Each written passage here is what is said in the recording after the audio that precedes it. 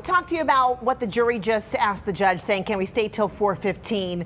Not something we hear every day when it comes to these kinds of cases. What does this mean to you when you hear this?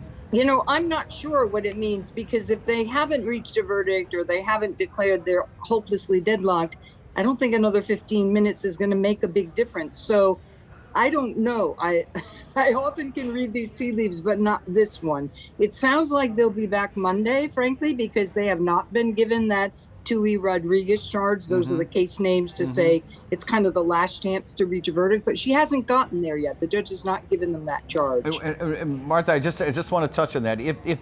If they were going to stop around 4 o'clock anyway, and they asked to go to 4:15, the natural reaction might be that they have concluded on a verdict. But we shouldn't read it that way, right? Hard to say, Ed. It could be that.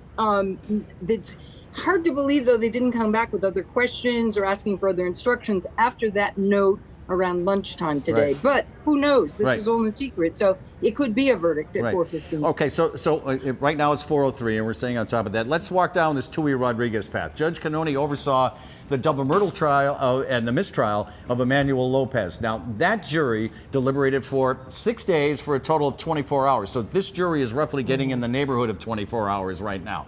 Before the mistrial was actually declared. Obviously, these are two different cases. I'm not suggesting they are the same case. It's the same judge, but the same case. But is that an indication of how long she's going to have this jury deliberate at all? Can you read anything into that?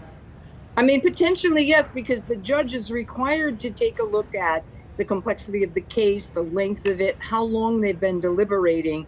And she has to find that they've actually been working at it long enough so that a deadlock like this might be reasonable. I don't think they're there yet, and I doubt she thinks they're there yet. Yeah, and just one final point about this Tui Rodriguez. If the judge declares a mistrial, yes, this trial is over. Yes, this jury is dismissed, but the charges still stay there, right?